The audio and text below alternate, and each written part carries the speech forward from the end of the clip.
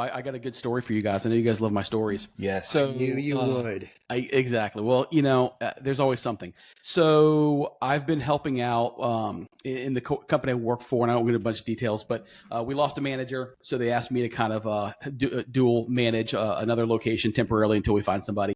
So I've been splitting my time between Orlando and West Palm Beach. So I was down in West Palm on Monday.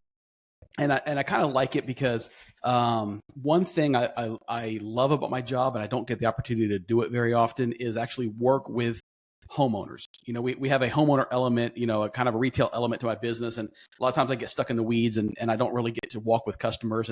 And so when I'm down there, it's a little bit slower pace. So I have some extra time. So I'm able to work with some homeowners. So fun fact about West Palm Beach, Florida. The average age for people living in West Palm is about 97. So that's first fun fact. So these folks came in, they're working with a person to redo their kitchen, and Mary Louise and Charles, I think they're a spry 85. And so I'm working with them out in the warehouse. And when I walk with clients, I never, I walk fast. I'm always on the go. So when I'm with them, I don't want to feel pressured or rushed. So I always let them take the lead, and we're walking around looking at stuff and everything. And so I stay behind them. And all of a sudden, and another fun fact about people that are that age, they're deaf. So I'm walking behind, all of a sudden I hear, and I'm looking up, and God bless her, Mary Louise didn't even bat an eye.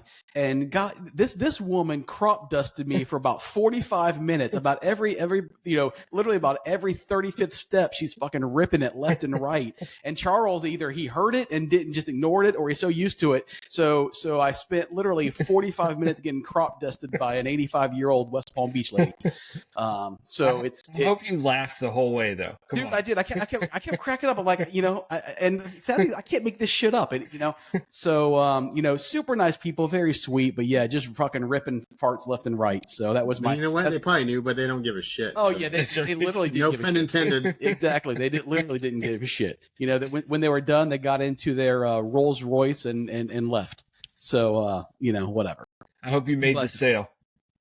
Sale was made. That was good. They selected some beautiful stuff for their kitchen. So that's how Charles goes in the car and is like, Martha, whatever, and it was, you're ripping asshole the whole time. Mary She's like, yeah, Mary Louise. That's how much extra. Some extra.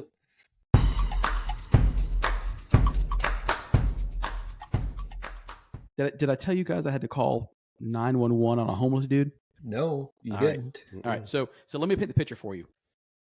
Last week, sitting in my office, and we were short staffed. So it was basically me and then one person, young lady that sits in our showroom.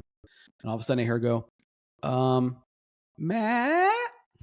So I come out of my office and I come around the corner, and there's this dude, man, like obviously homeless, sitting kind of like, not even sitting in a chair, kind of like leaned up, sitting against one of our displays, kind of crouched down. All right. Bleeding, got blood coming from his head, bleeding on his arms, and he's rambling. He's like, oh man, they said it was my bicycle, but it was my bicycle. I swear it was my bicycle, but it wasn't my bicycle. And he's just rambling, like, and I'm like, dude, but he was rambling, but kind of incoherent at the same time. Like, I'm trying to have a conversation with this guy, and he's not able to communicate. I'm like, man, you want some water? Yeah. So I get him some water, couldn't even open it. Then while I'm looking at him, I turn around. And at my front door, their glass, there's like a little dog, like a Chihuahua mix, just sitting there staring through the window. I'm like, all right. So I open the door, dog comes in. So it's obviously his dog. Now, dude's literally, he's got tattered jeans on, a red shirt, blew one shoe off. He's only got one shoe on. All right. Did you make the sale? Yeah, exactly. So anyway, so then I get him, the dog, some water, dogs, then the guy kind of like schlups down on the floor and just like passes out. He's out. Ooh. And so the dog's like, all right, nap time. So the dog lays down, dog goes to sleep. I'm like, fuck. So I call 911, and they're like, you need police or paramedics? And I'm like, paramedics. And they're like, what's going on? And I said, well, listen, I got a homeless dude stumbled in through the door. Don't know what happened. I don't know if he's in a car accident or whatever. He's mumbling about a bicycle. I don't see anyone anywhere. So she goes, okay. So she sends the paramedics over, and they finally get there. And, kudos to the Orlando paramedic, or the Orlando Fire Department. station that came out. So I guess they deal with these guys a lot. So they come up, and of course, I think we talked about this before. My building has stairs. They come up the stairs, and they go over to this guy, and so they start kind of trying to wake him up and everything, and they're asking him questions. Hey, so what's going on? And he's trying to mumble and everything, and they say, listen, do you drink? And he goes, yeah, I have a couple. He goes, you drink every day? And he's like, yeah. And they're like, all right, so here's what I think's happening. If you say you have a couple, we know your type. That means you drink a case a day. And you said you haven't had anything to drink today, so you're having withdrawals. So we need you to get up and leave this gentleman's establishment. And he goes, no, I can't do that. Now, mind you, he's got blood down his arms and everything. And then all of a sudden, I love this woman, nice, sassy lady goes, come on, baby. You walked up them steps. You can walk down them steps. And so literally they grab him under the arms and yank his ass up and just drag him down the stairs. And then so they're looking and they're like, oh, that's a sweet dog. I'm like, well, that's his dog. And they're like, that's his dog? And I said, it's not my dog. And so for a split second, I'm thinking, fuck, I got to take this dog home, And so then they get him out there. And so I guess they decided he's going to go to the hospital. So they put him on the stretcher and put him in the ambulance or whatever, And this kid, there's this one kid, that obviously not used to dogs. Now, this was just a little tiny Chihuahua mix. He didn't bark, very sweet. Homie got this dog, and he's holding it out like this. He's walking across the parking lot. It's like 3 feet in front of him, And finally, he gave the dog to someone else, and they threw it in the ambulance or the fire truck with him, and off they went. And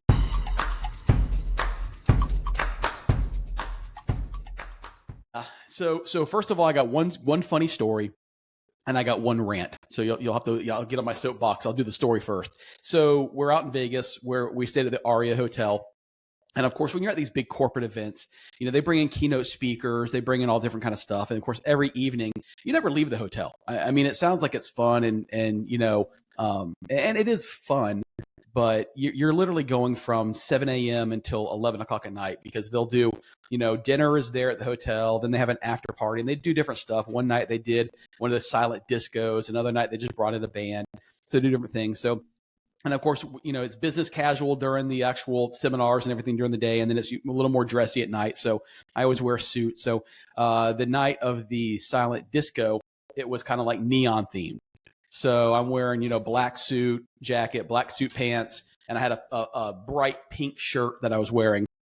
And so I'm walking downstairs, getting ready to go to the disco, and these 3 frat dudes come over, flip flops, bucket of beer, it's only like 8:30 at night, and they go, "Hey man, do you work here?" I immediately said, "Absolutely. How can I help you?" All right. And so these guys goes, dude, we're working at the pool. Now let me start. So earlier in the day, we had one of our seminars, our breakout sessions had been about customer service. And so they used Chick-fil-A. They kept using Chick-fil-A as this analogy for top-notch customer service. And they said, and they were talking about how, when you're at Chick-fil-A, even when you're it's my pleasure. All right. That's what they kept harping on. So anyway, these guys go, dude, we're looking for the pool. I said, listen, man, that's easy. I said, turn around. You'll see the escalator there? Yeah. So go to the escalator. It's going to take you down to the casino. Now, the Aria Hotel, the casino is massive, and they have this wild carpet pattern, but then there's like this gray runner type, area that kind of goes and meanders through the entire casino and basically just takes you to the wall and then follows around. And basically, if you stay on that gray runner, you're just going to do figure 8 through the casino for infinity, right? So I tell these guys, dude, go to the bottom of the escalator. You're going to see a gray runner. Hit the gray runner and follow that. Eventually, you're going to get to the door that takes you outside of the pool. Mind you, the pool's like on, not even by the casino. There goes, oh my God, you are amazing. Thank you so much. I said, my pleasure. And so they went on down the stairs and fucking never saw them again. Who knows if they ever made it to the pool or not? But they were gone. They're in infinity loop. Infinity loop in the casino, but they were happy. So that is all that mattered. I love it. So that was the funny story. Here's the rant. And the rant, so let me start off by saying this rant didn't even happen to me.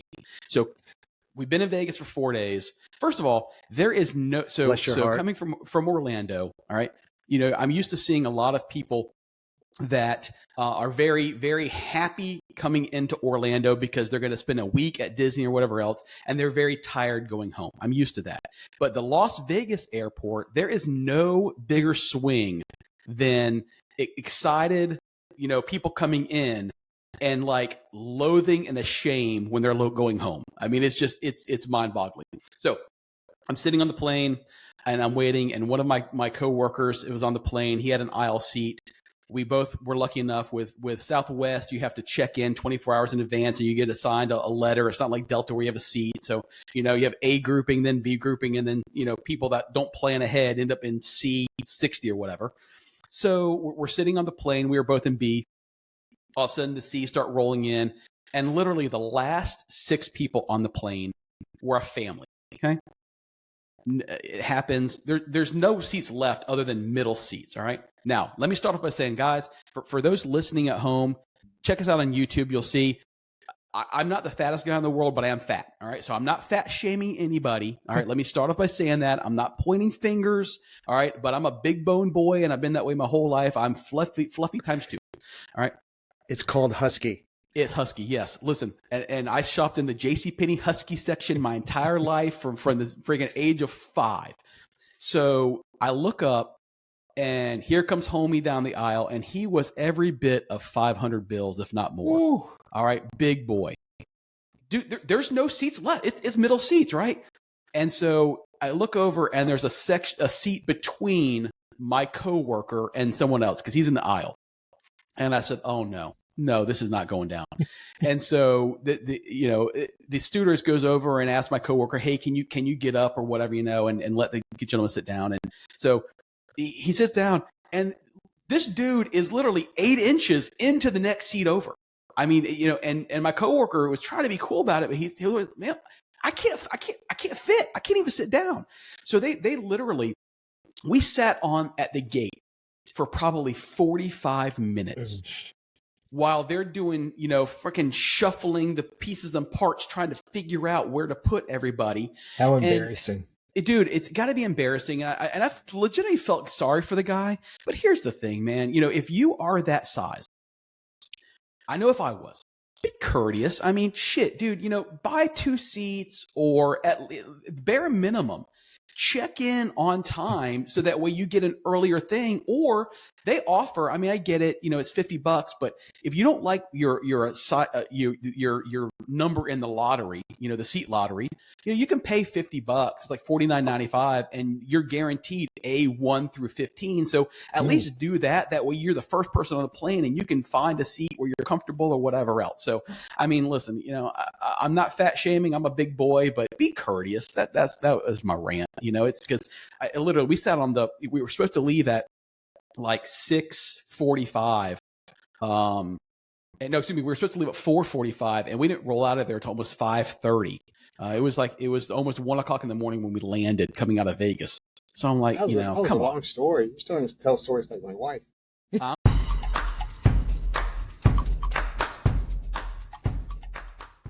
So I know you guys love my stories. So at work, now let me start off by saying that I'm not picking on old people, but my story is going to sound like I'm picking on old people, and I'm not. But again, I've said this before. Don't want to go into a bunch of details, but there's a retail aspect to my job, and sometimes we work with homeowners when they're selecting things for their home, and so. Let me start off by saying that the building I'm in is a beautiful building, but it was built in 1962. Okay. So ADA compliance was a little different in 1962 than it is in 2024. And so my building is technically ADA compliant, but it is like all dock height. It's all raised. So to get in the building, there's steps at the front, or we do have a forklift ramp on the side that most people that have wheelchairs or scooters have no issues going up the ramp. It's not a big deal. I've even let them just drive up into the building, and you drive their car up the ramp in the building, and they're good there. Older couple comes in, they're working with one of my salespeople, and I could just hear the mumbling in the showroom. So I go out there, and the husband, the wife did not want to, go up the ramp. She didn't want to have any part of that. Now, first of all, I didn't even know what her ailment was. He could barely walk himself. All right. God bless him. He was probably a shy, or a spry 81, could barely walk himself, obviously had some back issues, whatever. So I said, well, let's do this. if she, he goes, she's adamant. She doesn't want to come in here, whatever, you're not ADA. I said, well, technically I am ADA. I said, here, the building was built in 1961. He goes, oh, okay. So he was kind of cool, and he was making her out to be like totally, hell on wheels. And she wasn't. I spoke to her in the parking lot. She was very nice. So I said, well, let me let your husband go in. We'll walk around with him, find some stuff that you like. I can bring out samples to the parking lot, whatever. Walking around with him in the warehouse. Let me bring you about. I would have said Home Depot's right down the street. I know it. Listen, I'm paid what I'm paid because I'm able to deal with these students. So, walking with him, 10 minutes in, he falls in the warehouse. So he falls down. So I got to pick his ass up. And then basically get him back outside. He finds a couple things that he thought she might like. So I go out, I take a sample. No, she doesn't like that. I go back inside, come back out in the parking lot, no sample. So I go back and forth. Mind you, all in all, I'm with these folks for like an hour and a half. All right. So I get him picked up, get him back outside, taking samples back and forth. So, she had this walker, and it was one of those walkers that you can sit in. But it was really tall. It was like a tall walker. I'd never seen one like that. I mean, it was like, almost like a 4-wheel drive walker. It was really tall. So come to find out, God bless her. So I guess I don't know if she's got the diabetes or whatever, but she'd had her toes amputated off of both feet like 2 weeks ago. And so she's learning to walk with no toes. So she's sitting in this walker as I'm going out and taking samples, right? Well, then obviously between him and her, they didn't put the walker together well. All right. So it has a Velcro back on it, but obviously they didn't Velcro it. So she goes to lean back, and homegirl just rolls out of the damn thing into the parking lot. So now she's laying in the parking lot like a turtle on her back, and she's like, how am I going to get up? And I said, well, like your husband, I'm going to pick your ass up and put you back in the car. So then I had to pick her ass up and get her back in the car, and then, I think they were more embarrassed than anything else. But the moral to my story is, people, get a fucking scooter. I mean, there's people that you see in scooters that don't need to be in scooters. And then there's people that want, that need a scooter, and for whatever reason, they didn't want them. They both needed the scooters. Get fucking scooters, and then you can just scoot around and go wherever you want. But I'm not making fun of old people. But get a scooter. Did she end up liking something? She did like some stuff. I don't know if they'll actually buy it or not. They but she better. did like some stuff. Definitely not. I probably will never hear from them again.